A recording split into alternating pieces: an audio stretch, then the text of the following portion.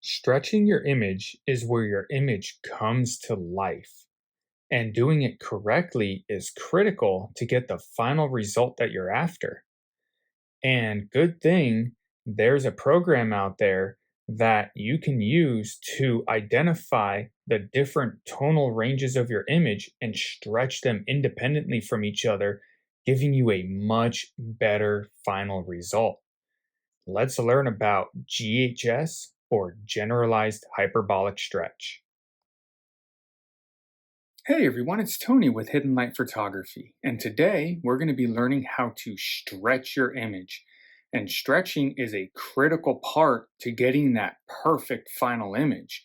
But we're not going to just be using any old stretching method, we're going to be using GHS or Generalized Hyperbolic Stretch. And what this allows you to do is choose very specific tonal ranges of your image to stretch them independently from the rest of the image, giving you a much better outcome. So if you haven't done so yet, hit that subscribe button. I don't want you to miss out on any future content. And then let's head on over and learn how to use GHS. Stretching is a critical point in post-processing because stretching can determine how your final image turns out. And having more control over the stretching process makes it that much easier. And that's what GHS allows you to do. It allows you to pick the tonal ranges that you're going to be working with. In fact, M42 is a perfect way to demonstrate the power of GHS because of the dim nebulosity as well as the bright areas. And M42 is generally imaged in an HDR format, high dynamic range, which is short exposures and long exposures combined together to give you the best of both worlds. And I'm going to show you that you can achieve essentially the same thing just by using GHS. In fact, what you're looking at over here is 120-second exposures. There's no short and long combined. It's just 120-second exposures. So what we're going to do is we're going to go to Process, All Processes, and Generalized Hyperbolic Stretch. And as you can see, there's a lot of stuff that we can work with here. Now, the first thing that we need to do is delete the auto stretch that's on the image, and that's done with this icon right here. Now, depending on your system and setup, you may or may not see these icons over here. If you don't, you probably have a couple of triangles that look like a fast forward sign. Just click on those and you'll see the rest of the icons pop up. And we're going to go ahead and click this, and that gets rid of our auto stretch. Now, where do we start? What you're going to do is click and hold. You'll see X, Y, R, G, and B to the bottom right of the cursor. Now pay attention to R. You'll see that currently it's 0.0015. We want to find the lowest number. So we're just going to kind of scoot around over here. You want to stay in the background. If you go to brighter areas, you'll see how that's way up there in the numbers. So we want to stick with the background. And so far I'm seeing 0.0010 as the lowest. That's going to be our symmetry point.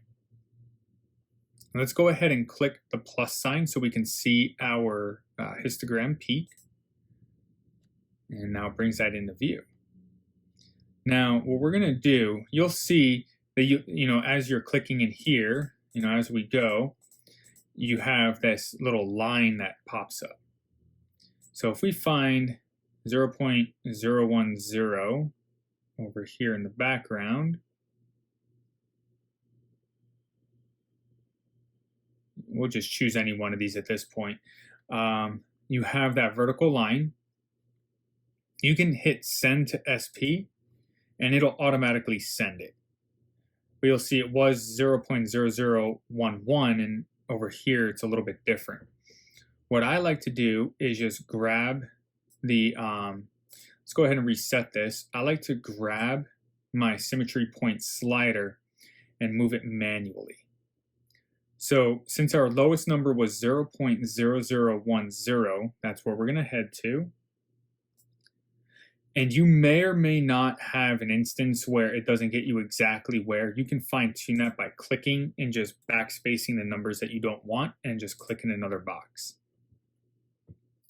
So now that we have our symmetry point set, let's go ahead and hit the minus sign so we can watch our peak. And then we're going to go ahead and open a preview over here. Now it's going to be this little circle. Now what we do is stretch factor. We just grab this slider and move it to the right. And you'll see your image stretching. Now, I want to show you something. So far, our stretch factor is 4.8, and our symmetry point was at the lowest sky brightness, 0.001. Let's accept this really quick. And that's going to be this little square. And anytime you accept a stretch, always reset.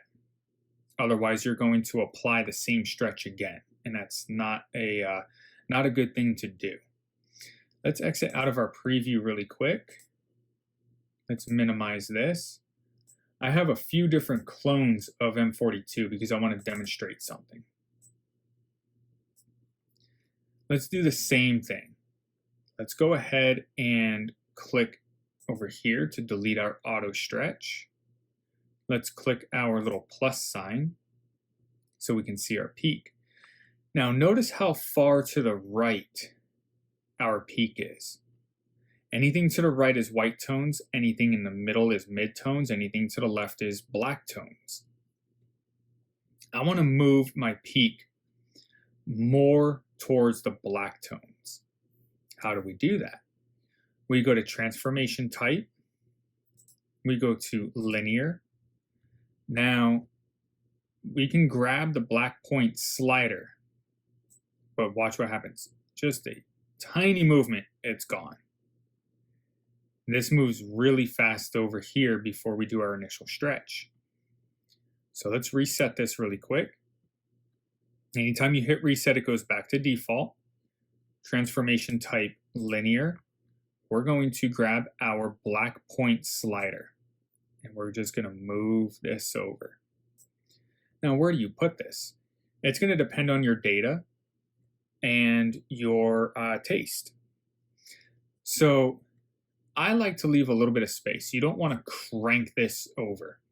Cranking it over, that's called black clipping. We don't want to do that.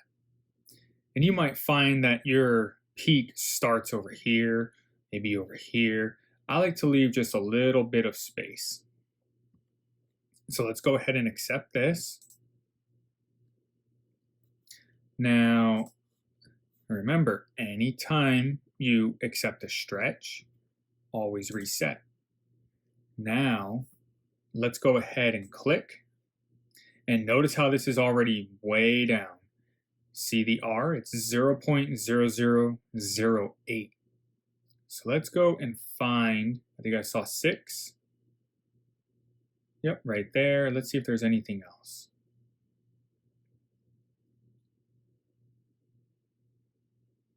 Let's run with 0.0006. Grab our symmetry point slider. And we're going to move. Watch the symmetry point. As I move the slider, you see how the symmetry point moves. So let's move the symmetry point to 0.0006. Let's hit the minus sign so we can see what we're doing with the peak. Let's bring this up. I want to match it to the other one, 4.8. I forgot to open up the preview. So let me bring that back down. Let's open up a preview. 4.8.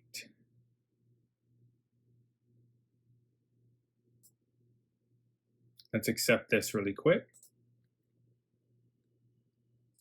Delete that. Let's move this out of the way. Okay. Here's the one that we originally did, 4.8. And here's when we moved more to the black, and then did 4.8. Notice the difference. So I just wanted to demonstrate how this is going to be a lot easier to work with, and you're not going to fight the background quite as much. And we have a little bit more detail in some of these areas already. I'm going to delete these because we don't need these anymore. Okay, now let's do this from start to finish now that we have that demonstration. So we're going to delete the auto stretch. We're going to view our peak. We're going to move this peak to the left. So let's go to transformation type, linear. Move this to the left. Let's accept that. And to reset that stretch. Now let's find our darkest point in the sky. 0.0006 was down over here. I think I saw that. Got 8. There it is, 6. Just had it. There it is. So we're going to grab our symmetry point slider. And remember, watch symmetry point as you're sliding this.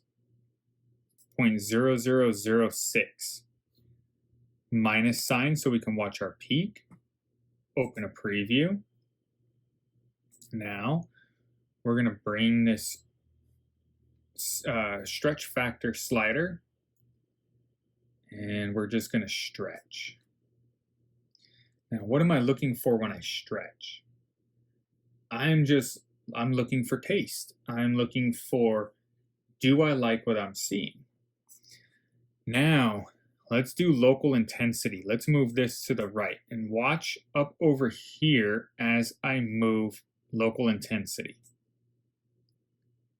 See how that curve is coming down? Now, watch the core, okay? Let's move this left again. There's where it started, and as I move the local intensity to the right, you see how that core is coming back into detail, right? That the brightness in that core is going away. In fact, if you take and hold control, click and hold, you can actually open up a preview.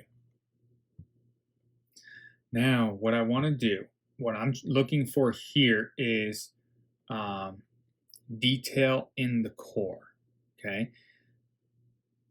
Protect highlights. If I move this slider to the left, it's going to darken the image. We don't want to go too far. You see how that does some wild things over here, okay? We're just going to ever so slightly play with these sliders until we get something that we like. Let's move stretch factor down a little bit. You see how we have a little bit more detail in there. Let's look at the whole image. This little bottom left will bring you out of your preview. Now, adjust parameter SP. This right here is a fine adjustment of your symmetry point. So if we move this, you see how it darkens the image. This is basically playing with your background. So I can move this a little bit more left if I want a little bit more brightness in the background. And then I'm kind of liking how this core is looking. We have a little bit of detail. In fact, let's see if we can get maybe a little bit more out of it.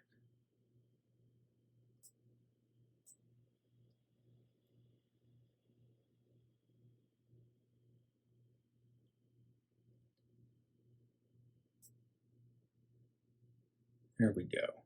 I'm kind of liking how this is looking.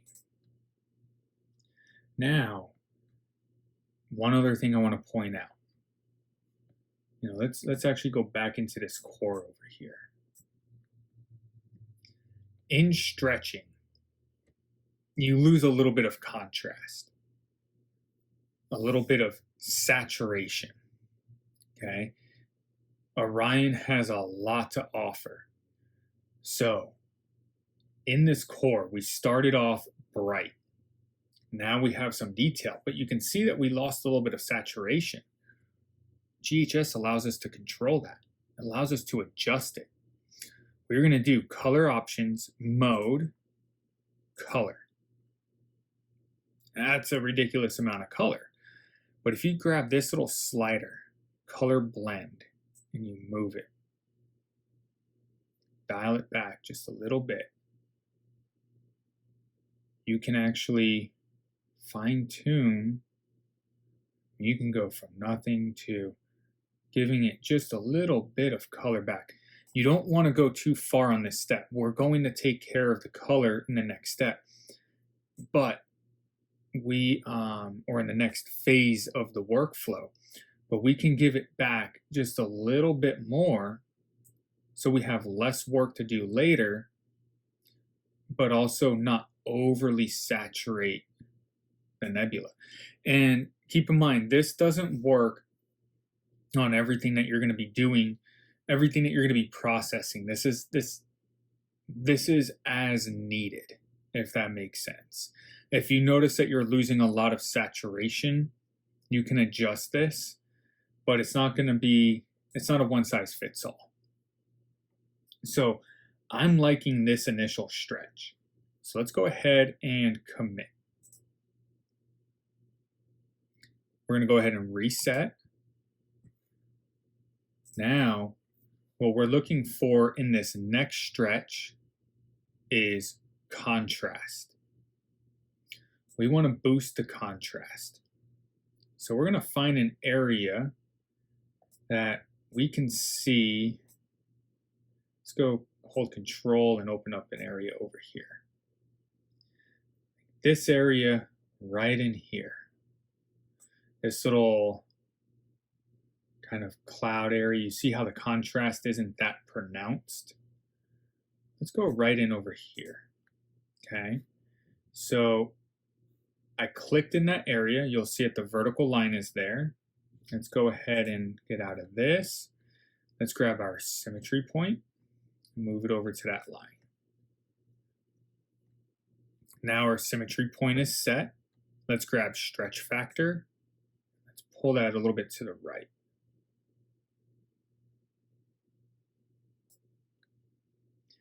And our local intensity, if we move this around, you'll see that it also makes its own adjustments. Okay. So let's check out this core really quick. We don't want to blow out the core. Now let's go protect highlights. Let's see what this does.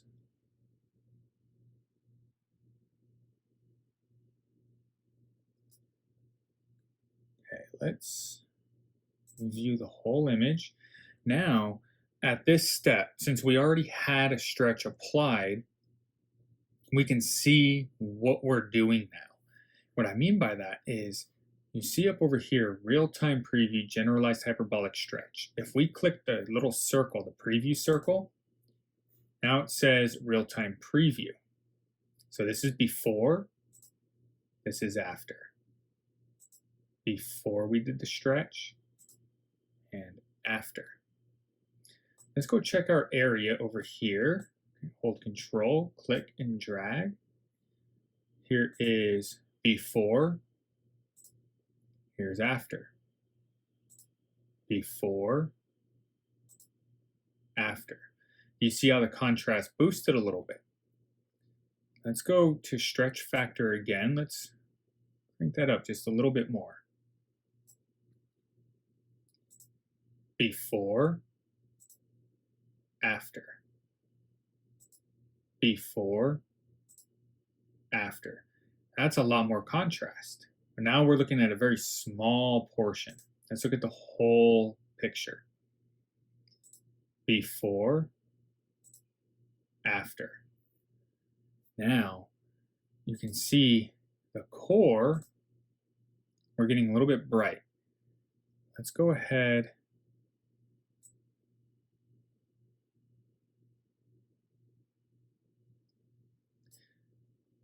That was protect shadows. As you move that to the right, it makes things brighter. Okay. So that's going to what I'm aiming to do by moving protect shadows is brighten up some of these other outer areas, the dim areas, and then protect highlights. I'm going to move left or right, just depending on how it's going to react here, to try to bring that core back into a reasonable level. So let's go before, after. Now let's zoom in on this core again. This is a step, again, this is a make it or break it step. So you want to really just take your time with it, play with it, see what each thing does for your image. Every set of data is going to react differently. So here's after, here's before, here's after. And what we did is the core is still under control. Now let's check our original contrast point. Let's see what this is doing. Here's before, after, before, after. I think that we have quite a bit more contrast that we can work with. Now let's check it one more time. Before, after, especially down in this area right over here. Let's go before, after. Let's go ahead and commit to this. Reset it. Now, what we want to do is see if we can get some of the remaining dimmer areas in the background. All that we do there, click to the left of, on the left side of your peak, just anywhere in there. We'll just click right there, grab our slider, move it over in line. Our symmetry point is set. Let's grab stretch factor and pull it.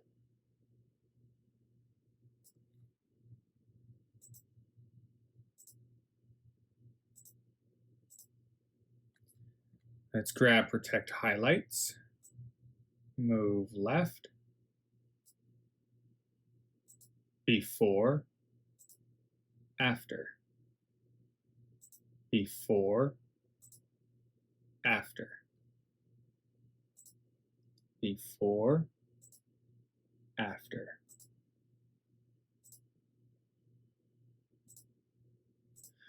You can see, especially up in, the areas here and here, we have just a little bit more in there, right? We have a little bit more that we can see. Now, sometimes this happens. What if you do a stretch and then all of a sudden, you can't get it back to where it was? You do a stretch, you like it, you try to go a little bit more, and you don't like it, but then you can't get it back. Even if you have the sliders in the same spot that you had them where you liked it, you can't get it to look the same. Just hit reset. That's all. That'll bring you right back to where you were. So let's go ahead, let's click on the peak again. Let's bring our slider over. And let's do a quick little stretch. We don't want to go too far, you could really blow this thing out. Just little touches, little bit at a time.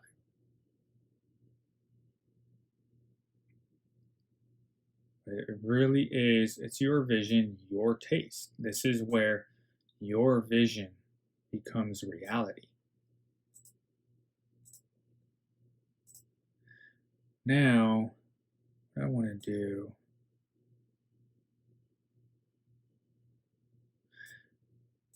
I'm actually kind of liking it without that third stretch. And what I'm going to do next sometimes I'll employ this just depending on how it turns out. I'll go to transformation type linear, and I'll drag this. Now, notice how now we have a lot more control on this.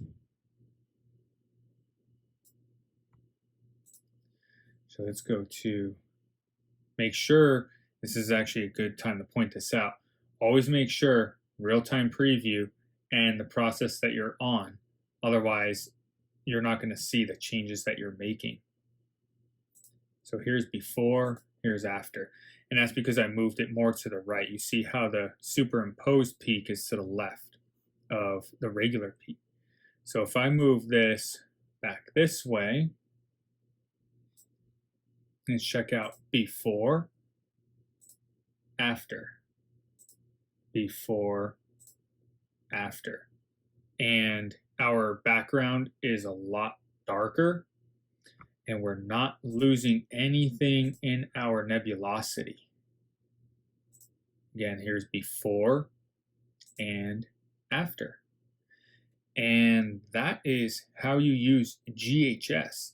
So I hope that you found that useful. Do me a favor, that channel icon that just popped up, hit that channel icon and subscribe. I don't want you to miss out on any future content. We still got a lot to cover here. Throw a comment in the comment section. Do you have any questions? Did you learn anything new if you're currently using this? And then check out that next video. Until the next time, clear skies.